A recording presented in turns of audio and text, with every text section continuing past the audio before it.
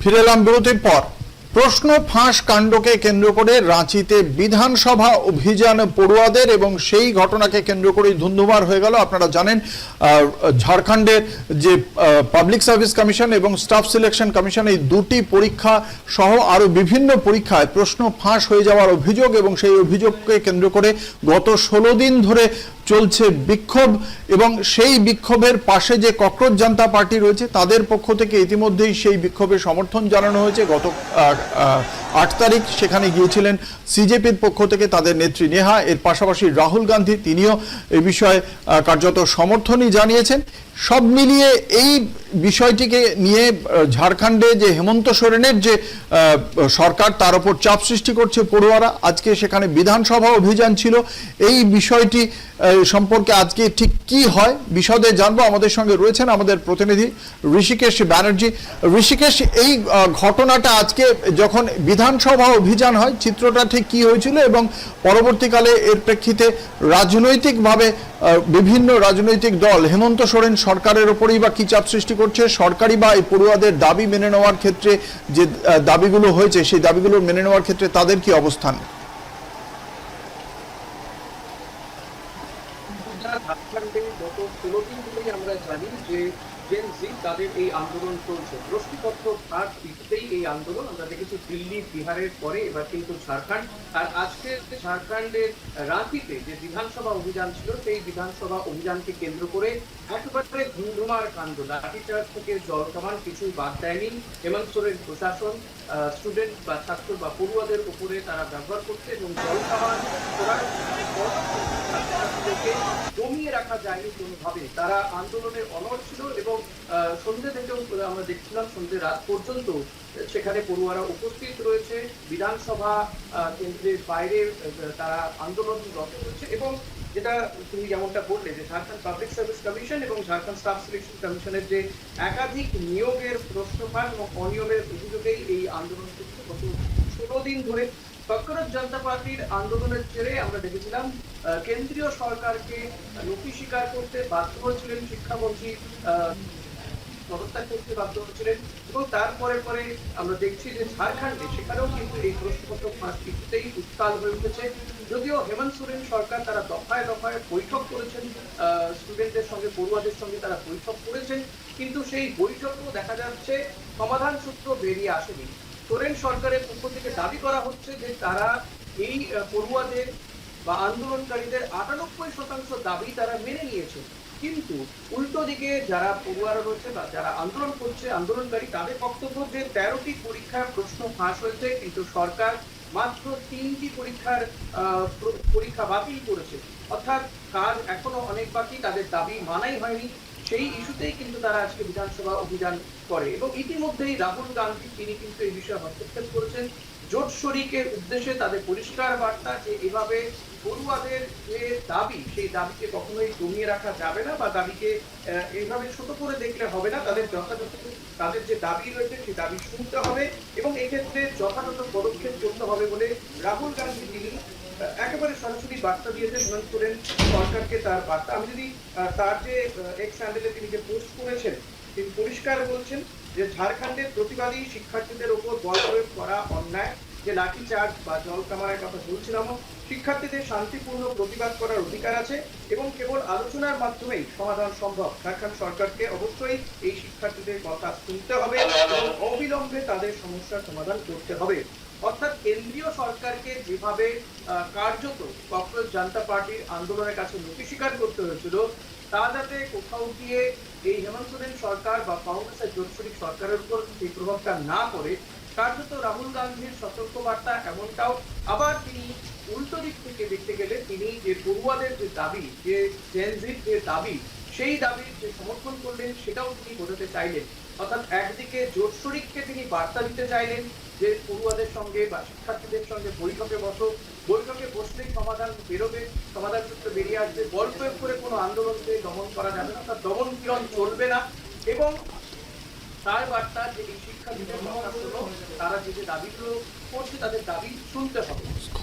অর্থাৎ কোথাও গিয়ে ঝাড়খণ্ড সরকারকে যেমন বার্তা দিচ্ছেন এবং তিনি যে জেনজির পাশেও রয়েছেন সেটা বোঝাতেও কিন্তু তিনি তার এই বার্তা ঝাড়খণ্ড সরকারের উদ্দেশ্যে রাখলেন। এখন ঝাড়খণ্ড সরকার বারবার বৈঠক করেছে তাদের যা দাবি, এবং আজকের এই আন্দোলনের পরে যে উত্তাল পরিস্থিতি তৈরি হয়েছে, সেখানে যে পুলিশি বল প্রয়োগ হয়েছে শিক্ষার্থী বা পড়ুয়াদের উপরে, এর সরকার কি পদক্ষেপ করে বা যারা আন্দোলনকারী তাদের এই আন্দোলন আগামী দিনে আরো কোনো চেহারা নেয় কিনা, আরো কোনো তাদের এই আন্দোলন চলতে থাকে কিনা, সেদিকে অতি অবশ্যই নজর রাখতে হবে। তবে ছাত্রছাত্রীরা যেমন আমরা দেখলাম দিল্লিতে কেন্দ্রীয় সরকারের শিক্ষামন্ত্রী পদত্যাগ দাবি করেছিলেন কর্পোরেট জনতা পার্টির নেতারা, এক্ষেত্রে তাদের দাবি মধ্যে মূলত রয়েছে এই পরীক্ষা প্রশ্নপত্র এবং সেখানে একটা যে সুষ্ঠু পরীক্ষা ব্যবস্থা তৈরি করা, যে সিস্টেম কোরাপ্টেড সিস্টেম, সেটাকে সঠিক পদ্ধতিতে বা সঠিক পথে নিয়ে আসা, সেই সমস্ত দাবিগুলো তাদের রয়েছে। এখন দেখা যাক যে আজকের এই আন্দোলনের পরে, এই ধন্যবাদ পরিস্থিতির পরে আদৌ সরকার কতটা নমনীয় হয়, হেমন্ত সোরেন সরকার তিনি এই বিষয়গুলোর ক্ষেত্রে আর কি পদক্ষেপ করে, সেটা নিশ্চয়ই দেখার বিষয় রয়েছে। ধন্যবাদ। আমাদের সঙ্গে ছিলেন আমাদের প্রতিনিধি Rishikesh Bandyopadhyay. Namaskar, thank you for coming.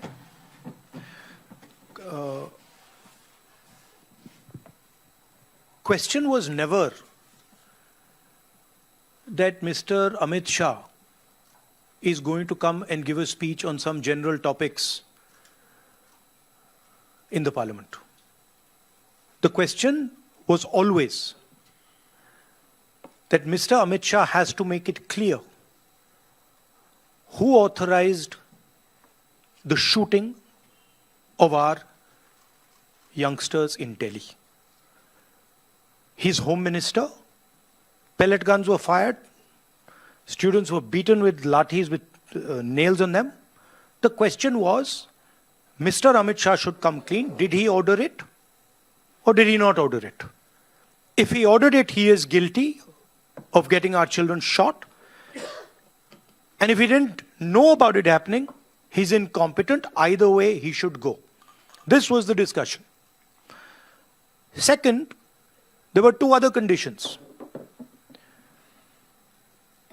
First condition, I explained to you that we want to understand clearly who's responsible, who's culpable. Second, the Prime Minister apologizes for what has happened. And third was the issue of the Ram Temple theft, which Kharge ji has elaborated upon. People very close to the Prime Minister have stolen from the Ram Mandir. These are the three issues. So now Mr. Amit Shah suddenly saying that he is ready to speak. We're not interested in his fantasy conversations. We're interested in whether he authorized or didn't authorize the shooting of our children. First, he should make that abundantly clear. After that, the question of any discussion arises. That is the situation. And that is what the opposition is demanding. That is what we've been demanding for the last 15 days. And that is what we're continuing to demand. The other thing I'd like to point out is the character of the Prime Minister and the Home Minister. For 15 days, neither of them has had the courage, and I'm saying courage and stressing courage, neither of them has had the courage to come to the house. Neither of them has had the guts to own up to what they have done. So that is for our students to see and understand that neither the Home Minister of this country nor the Prime Minister of this country think that what was done to you in Delhi, the brutality that was carried out in Delhi, is worth commenting on. This is what the real issue is. Now, if you have any questions. ANI. Sir, आप कह रहे हैं तीनों बातें आपकी non negotiable हैं। सरकार ने अपना रुख क्लियर कर दिया है, अब 2 दिन ही बचे हैं। तो हम माने कि जो अब तक स्थिति थी, आप लोगों की स्थिति 2 दिन बरकरार रहेगी, तो पूरा सदन, पूरा जो ये सेशन है, ये पूरी तरीके से वॉश आउट रहा। और सरकार ये कह रही है अपोजिशन ने नहीं चलने दिया। नहीं, मैं हिंदी में बता देता हूँ, रिपीट कर देता हूँ। तो देखिए, शुरुआत में 15 दिन पहले हमारी पोजीशन थी कि होम मिनिस्ट्री से पैलेट गन चलाने का, कील वाली लाठी चलाने का ऑर्डर आया था, और पूरे देश ने देखा कि हमारे स्टूडेंट्स को मारा गया, पैलेट गन से अंधा किया गया।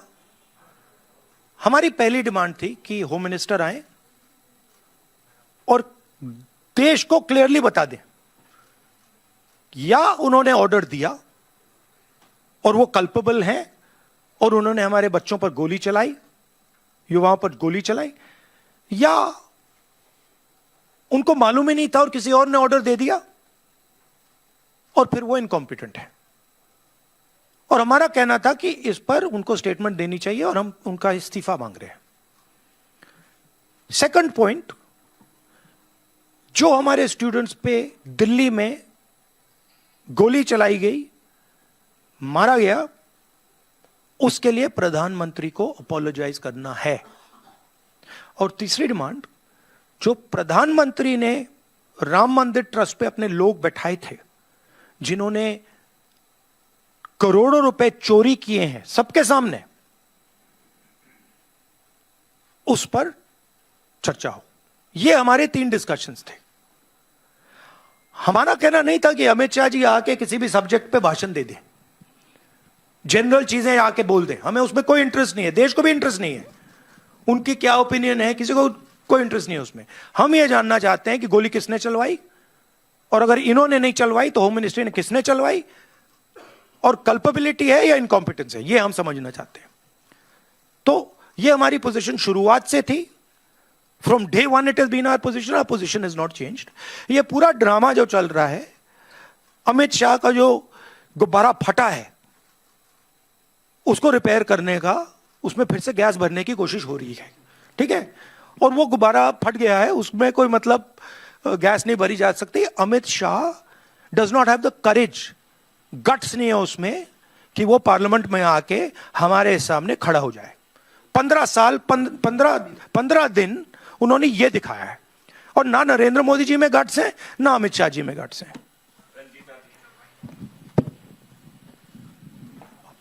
राहुल जी, सवाल आपसे है, खड़गे जी भी बोल सकते हैं। सवाल ये है कि 20 जुलाई का जिक्र आप कर रहे हैं, जिसको लेकर संसद में भी लगातार विपक्षी पार्टी जो है वो प्रदर्शन कर रही है, कह रही है गृह मंत्री आकर के जवाब दे। आज 10 अगस्त को झारखंड में भी एक तस्वीर दिख रही है जहां बैरिकेडिंग की गई, छात्रों को मारा गया, लाठीचार्ज की गई, वहां भी कीलों के जो तार है वो लगाए गए हैं। तो झारखंड के छात्रों के लिए क्या कहना चाहेंगे आप? झारखंड के छात्रों के लिए मेरा मैसेज क्लियर है। We condemn any violence against peacefully protesting students. Does not matter where it is happening, we condemn it, we are against it, we do not recommend it, we do not support it. We are very clear, कोई confusion नहीं हमारे mind में। तो peaceful जब तक protest हो रहा है, तब उस प्रोटेस्ट को हिंसा से अटैक करना उसके खिलाफ है। खारगे जी? नहीं, ठीक है जो आपने बताया। विजय लक्ष्मी जी, क्या कहना? राहुल जी, आपने कहा कि 3 नॉन नेगोशिएबल डिमांड्स हैं, उसमें राम मंदिर पर चंदा चोरी की बात आप कर रहे हैं, गृह मंत्री के सदन में आने की आप बात कर रहे हैं, लेकिन सरकार कह रही है कि जब गृह मंत्री आए तो विपक्ष सुने, विपक्ष हल्ला ना मचाए सदन में।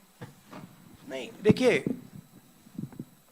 मैंने बोला कि हम विपक्ष, हम होम मिनिस्टर की पर्सनल ओपिनियन में इंटरेस्टेड नहीं है।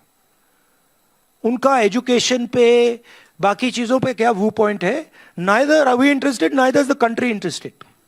Okay, we are interested in one thing.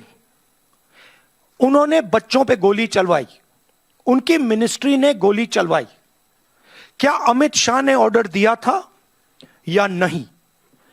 बिना होम मिनिस्ट्री के ऑर्डर के ना दिल्ली पुलिस गोली चला सकती है, ना आरएएफ गोली चला सकती है, राइट? तो हमारा सिर्फ एक सवाल है और उसका हम पहले जवाब मांग रहे हैं। आपने गोली चलवाई या नहीं चलवाई? अगर आपने चलवाई, यू आर कल्पेबल। अगर आपने नहीं चलवाई और किसी और ने चलवा दी, you are incompetent. Either way you have to go. That was the statement. 15 दिन के लिए पार्लियामेंट में आ नहीं पाए। मैं देख रहा था, पार्लियामेंट में बैठे थे बट आ नहीं पाए अंदर। अब जैसे मैंने बोला, अब गुब्बारे को स्टिच करने की कोशिश कर रहे हैं, उसमें गैस भरने की कोशिश कर रहे हैं, वो नहीं होगा। Fact of the matter is, Home Minister of India does not have the courage to stand for what he has done. That is the fact. There's no other fact. And again, no one in the opposition is interested in his opinions. We don't care about his opinions. He can talk about his opinions to somebody else. The country wants to understand something else. The country is not interested in what Amit Shah thinks on education. Country is interested, did you, Mr. Amit Shah, shoot our children or not? And if you did, why?